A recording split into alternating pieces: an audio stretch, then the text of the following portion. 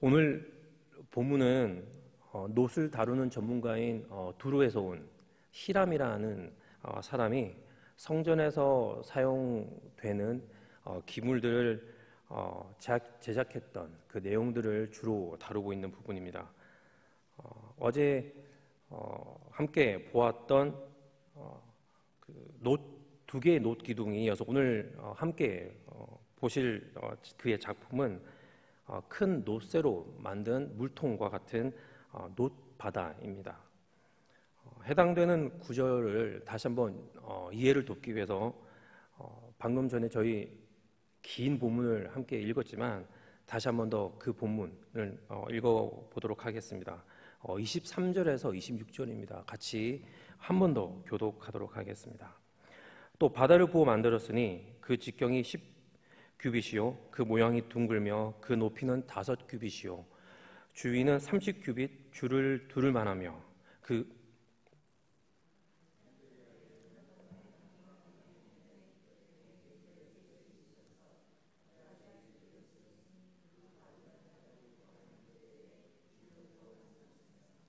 그 바다를 소 12마리가 바쳤으니 셋은 북쪽을 향하였고 셋은 서쪽을 향하였고 셋은 남쪽을 향하였고 셋은 동쪽을 향하였으며 바다를 그 위에 놓았고 소의 뒤는 다 안으로 두었으며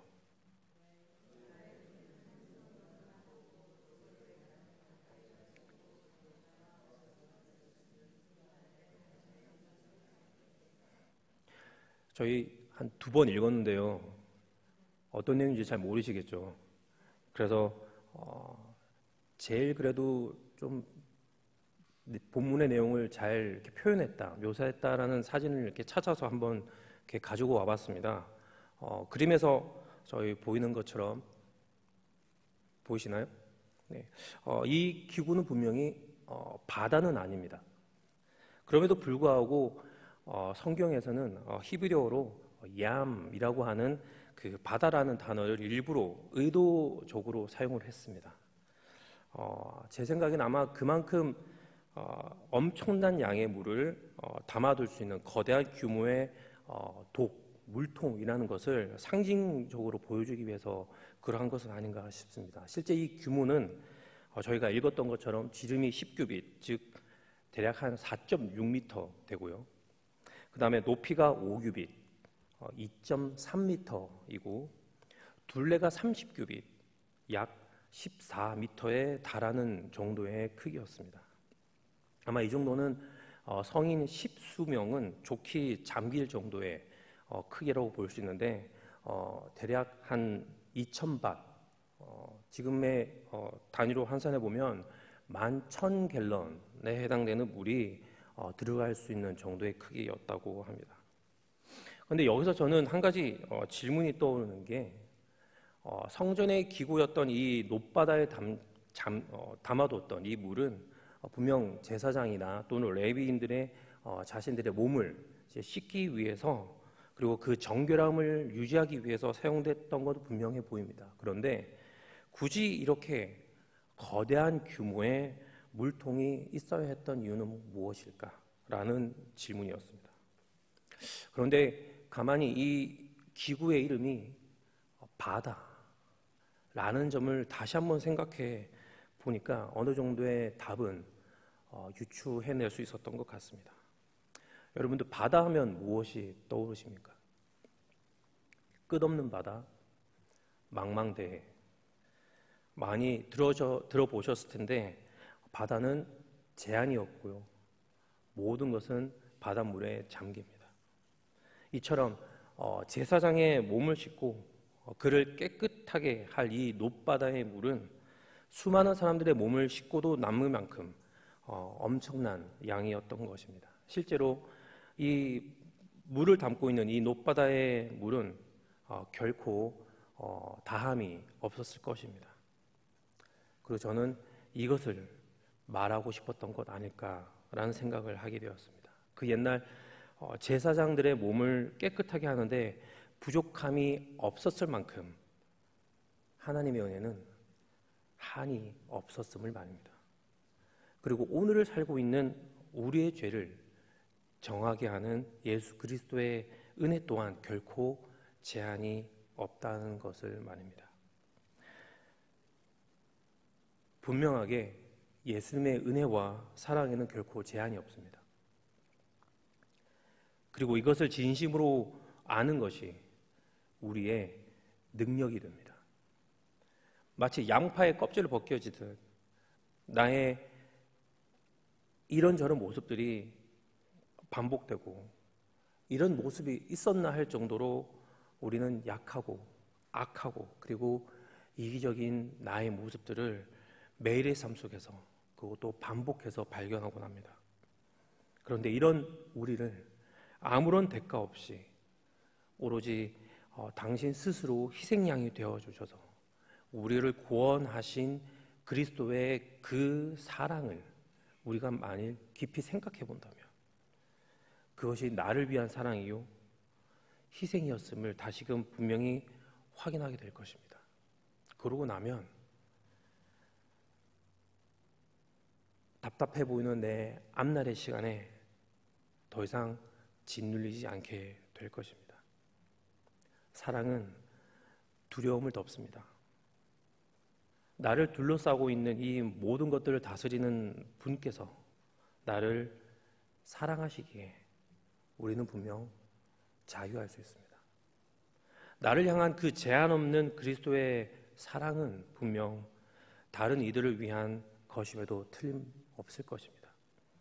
이 세상을 사랑하시기에 독생자 예수 그리스도를 우리에게 보내신 하나님이시게 말입니다. 그래서 우리의 죄를 덮어버리는 그리스도의 사랑을 상징하는 이 놋바다를 바치고 있는 12마리의 소가 동서남북 모든 방향을 가리키고 있는 이유일 것입니다.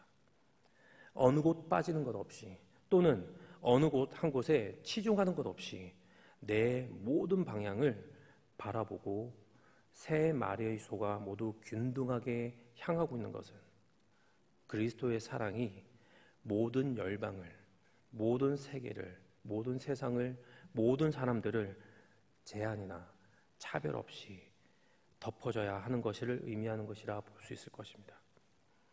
그런데 그 사랑이 전해짐에 있어서 요구되는 것이 바로 우리 그리스도인의 순종과 희생일 것입니다. 고대 근동사회에서는 소는 풍요나 힘을 상징하는 것으로 여겨졌습니다. 하지만 특히 이스라엘 사회에서는 이 소는 특히 하나님께 드려지는 희생제물로 쓰이거나 법궤를 나르는 일을 감당하는 것에서 볼 수 있는 것처럼 순종과 희생을 상징하는 것으로 여겨졌습니다. 이렇게 보면 놋바다를 소가 바치고 있다는 것은 순종과 희생을 통해 그리스도의 속죄의 사랑이 온 세상에 전해질 수 있음을 우리는 유추할 수 있습니다. 바로 우리 믿는 자들의 순종과 희생을 통해서 말입니다. 우리를 구원하시기 위해 예수님이 가장 먼저 하나님 말씀에 순종하고 자기 자신을 희생하셨던 것처럼 말입니다. 놋바다에서 등장하는 것은 수레와 물두멍입니다. 여기에 관련된 본문을 다시 한번 함께 읽어보도록 하겠습니다. 27절부터 39절 말씀입니다. 제가 먼저 교독하겠습니다. 또 놋으로 받침 수레 열을 만들었으니 매 받침 수레의 길이가 4규빗이요 너비가 4규빗이요 높이가 3규빗이라. 그 받침 수레의 구조는 이러하니 사면 옆 가장자리 가운데에는 판이 있고 가장자리 가운데 판에는 사자와 소와 그룹들이 있고 또 가장자리 위에는 놓는 자리가 있고 사자와 소 아래에는 화환 모양이 있으며 그 받침 수레에 각각 4 놋바퀴와 노축이 있고 받침 수레 4발 밑에는 어깨 같은 것이 있으며 그 어깨 같은 것은 물두멍 아래쪽에 부어 만들었고 화환은 각각 그 옆에 있으며 그 받침 수레 위로 들이켜 높이가 1규빗 되게 내민 것이 있고 그 면은 직경 1규빗 반 되게 반원형으로 우묵하며 그 나머지 면에는 아로 새긴 것이 있으며 그 내민 판들은 네모지고 둥글지 아니하며 네 바퀴는 옆판 밑에 있고 바퀴축은 받침술에 연결되었는데 바퀴의 높이는 각각 한 규빗 반이며 그 바퀴의 구조는 병거 바퀴의 구조 같은데 그 축과 태와 살과 통이 다 부어 만든 것이며 받침술에 네 모퉁이에 어깨 같은 것 넷이 있는데 그 어깨는 받침술에와 연결되었고 받침술에 위에 둥근 테두리가 있는데 높이가 반 규빗이요 또 받침술에 위의 버팀대와 옆판들이 받침술에와 연결되었고 버팀대 판과 옆판에는 각각 빈 곳을 따라 그룹들과 사자와 종려나무를 아로 새겼고 또 그 둘레에 화환 모양이 있더라. 이와 같이 받침술에 10개를 만들었는데 그 부어 만든 법과 크기와 양식을 다 동일하게 만들었더라. 또 물두멍 10개를 노수로 만들었는데 물두멍마다 각각 40밭을 담게 하였으며 매 물두멍의 직경은 4규빗이라 10받침술에 위에 각각 물두멍이 하나씩이더라. 그 받침술의 5은 성전 오른쪽에 두었고 5은 성전 왼쪽에 두었고 성전 오른쪽 동남쪽에는 그 바다를 두었더라. 여전히 그림이 안 잡히시죠? 그래서 또 사진 하나를 준비했습니다. 보시는 것처럼 놋 받침과 물두멍은 이제 이런 모양을 가지고 있는데 길이가 한 1.8m 정도 되는 정사각형 모양입니다. 그리고 높이는 1.4m가 되는 바퀴가 달린 수레의 형태로 되어 있습니다. 이는 분명히 성전 의식에 있어서 물이 이곳저곳에서 필요했기 때문에 마련된 성전 기물이 아닐까 생각되어집니다. 앞서 살펴보았던 놋바다는 분명히 제사장들의 몸을 씻기 위한 것이었다면 이 이동식 수레 위에 놓인 물두멍에 담긴 물은 번제물을 씻기 위한 것이었습니다. 성전 기물에 대한 설명을 담고 있는 또 다른 본문인 역대하 4장 6절에서 이를 명확하게 기술하고 있습니다. 역대하 4장 6절입니다. 또 물두멍 10개를 만들어 5개는 오른쪽에 두고 5개는 왼쪽에 두어 씻게 하되 번제에 속한 물건을 거기서 씻게 하였으며 그 바다는 제사장들이 씻기 위한 것이었더라. 이 수레에서 한 가지 눈에 띄는 부분은 측면에 새겨진 사자와 소와 그룹들과 그리고 화환의 문양입니다. 이 문양들이 정확하게 어떠한 의미를 가지는지에 대해서는 본문이 이에 대해 설명을 전하고 있지 않기 때문에 명확한 해석은 분명히 쉽지 않을 것입니다. 다만 일반적으로 사자는 힘과 용맹, 그리고 소는 말씀드렸던 것처럼 순종과 희생, 그리고 그룹은 하나님의 임재하심, 그리고 마지막으로 화환은 아름다움을 상징하는 것으로 보게 되면 수레 위 물두멍에서 씻겨지는 번제물들, 즉 하나님께 드려지는 제물들이 씻겨질 때 다시 말해 우리가 하나님 앞에서 우리의 몸들이 정결하게 될 때 우리는 이와 같은 속성들을 지니게 되지 않을까 생각되어집니다. 무엇보다 우리가 하나님 앞에서 깨끗하게 될 때 하나님은 우리와 함께 하실 것이며 그 사랑하심이 크시기에 우리는 기꺼이 순종하고 희생할 수 있게 될 것이며 그리고 담대하게 우리의 삶을 살아갈 수 있게 될 것입니다. 그리고 바로 그러한 삶은 하나님 앞에서 우리는 아름답게 비춰지게 될 것입니다. 마지막으로 볼 기물들은 성전의 기타 그릇들과 기물들인데 이 마지막 단락은 히람과 그리고 솔로몬이 했던 일들을 정리하고 있습니다. 우선 히람은 놋바다와 10개의 물두멍 외에 성전에서 쓰이는 솥, 부삽 그리고 대접들을 만들었습니다. 이 기구들은 제사와 관련된 것으로 보이는데 46절에서 갑작스럽게 요단 평지를 언급하는 것은 흥미로운 대목이일까 싶습니다. 이 지역을 언급한 정확한 이유를 본문은 또한 밝히고 있지 않습니다. 근데 아마도 앞선 어제 보았던 6장 7절의 기록에서 큰 돌들을 먼 곳에서 가공했던 것처럼 오늘 본문에서 나오는 이 재료들 또한 성전에서 쓰이는 것이기 때문에 특별한 의도, 즉 하나님께 드려지는 것들을 위한 기구이기 때문에 선별된 재료들을 사용하여 이 기구들이 제작되었음을 강조하기 위한 것이라 볼 수 있을 것 같습니다. 그리고 오늘 본문에서는 이 기구들의 수가 셀 수 없을 만큼 그 양이 대단했음을 또한 밝히고 있습니다.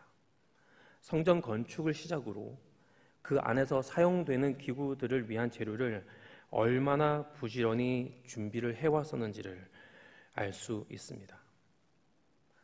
사랑하고 아끼는 사람을 생각하며 그들을 위해 이것저것 될 수 있는 대로 많은 것을 담다 보면 장바구니가 넘치게 되는 것처럼 이스라엘 사람들이 하나님에 대한 마음과 하나님의 임재의 상징인 성전 건축에 대한 열망이 얼마나 컸던 것인지를 그들이 준비했던 놋의 양으로 우리는 분명히 가늠할 수 있습니다.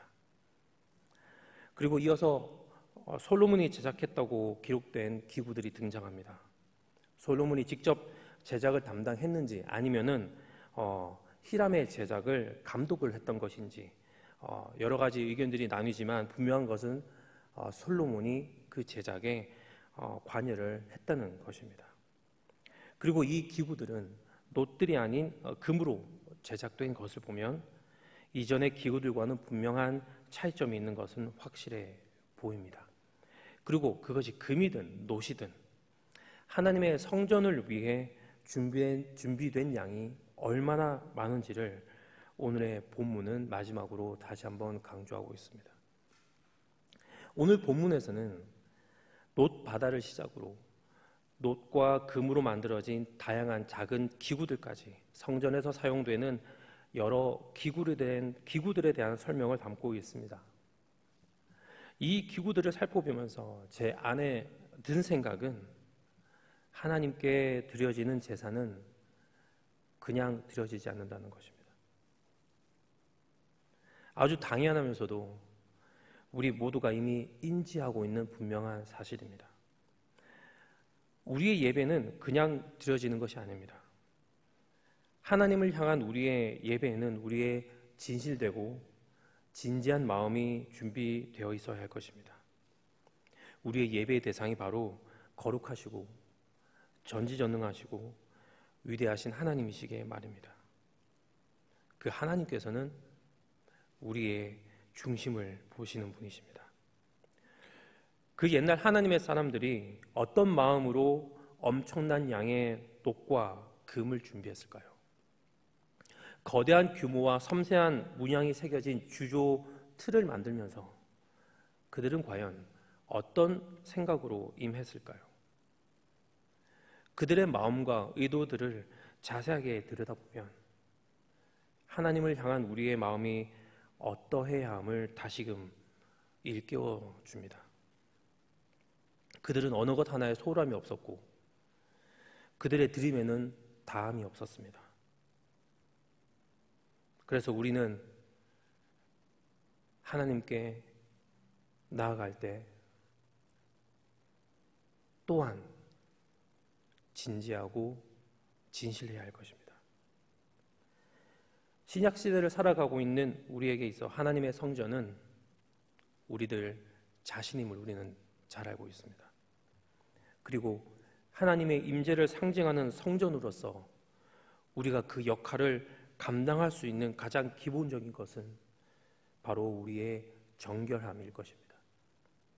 거룩하신 하나님께 나아가기 위해선 정결함은 필수였기 때문에 오늘 본문에서 알 수 있는 것처럼 구약 시대 때부터 정결을 위한 의식과 그것을 돕는 기구를 만드는 데 결코 소홀함이 없었습니다. 아울러 사도 바울도 우리 각자가 하나님의 성전이며 하나님의 성령이 우리 안에 거하심을 언급하면서 우리의 정결함을 강조했습니다. 그리고 오늘날 우리를 정결케 하는 것은 오직 예수 그리스도의 보혈뿐입니다. 제한 없으셨던 그 은혜로 우리가 하나님 앞으로 나아가게 되었고 그리고 매일 매순간 우리가 하나님 앞으로 나아가기만 하면 하나님만이 나의 유일한 소망이 되신다는 것이 우리의 진지한 고백이라면, 예수 그리스도만이 나의 유일한 구원자이시고 나의 주인 되시는 것이 나의 진실한 마음이라면, 그 바다 같은 넓은 사랑으로 우리의 허물들은 분명 모두 덮어질 것입니다. 그리고 그 사랑으로 우리는 어제의 모습이 아닌 오늘 이 아침 새로움으로 덧입혀질 것입니다. 그리고 그 소생된 우리의 영혼은 우리로 하여금 순종과 희생의 삶을 살아갈 수 있도록 만들어낼 것입니다. 소망 없는 나의 삶에 빛을 비춰주셔서 삶의 진정한 가치를 알게 해주신 하나님의 은혜를 알기 때문에 나 자신을 위한, 나 자신의 뜻을 관철시키기 위한, 나 자신만을 위한 삶이 아닌 하나님의 뜻을 쫓아 내 자신이 아닌 남을 위한 삶을 살고자 하는 마음이 우리 마음 가운데 다시금 회복되기 때문에 말입니다. 오늘 이 아침 하나님이 아니면 안 된다는 진실되고 진지한 마음으로 하나님 아버지 앞으로 나아가면 좋겠습니다. 그래서 무한한 사랑과 은혜를 가지신 하나님께서 나의 마음과 영혼을 소생시키심을 경험하는 여기 계신 형제 자매님들 되시길 예수님의 이름으로 축원합니다. 그래서 오늘 하루를 담대하게 나의 유익이 아닌 하나님을 바라보면서 내 주위, 나의 동서남북에 흩어져 있는 나의 이웃들에게 한 걸음 한 걸음 더 나아가는 복된 삶을 살아가게 되는 형제 자매님들 되시길 다시 한번 예수님의 이름으로 축원합니다. 함께 기도하겠습니다. 하늘에 계신 아버지 하나님, 이 시간 아버지 앞에 저의 마음과 정성을 다해 나아갑니다. 아버지의 한없는 사랑으로 저희를 덮어 주시옵소서. 저희의 영혼을 소생시켜 주시옵소서. 그래야 오늘 주어진 이 시간을 하나님의 뜻이 저희를 통해 이루어지게 하여 주시옵소서. 이러한 삶이 우리의 참된 기쁨이 되게 하여 주시고, 그래서 그 기쁨으로 말미암아 담대하게 즐겁게 힘내서 오늘 하루 하나님과 동행하며 살아가는 저희들이 되게 하여 주시옵소서. 감사하고 예수님 이름으로 기도합니다. 아멘.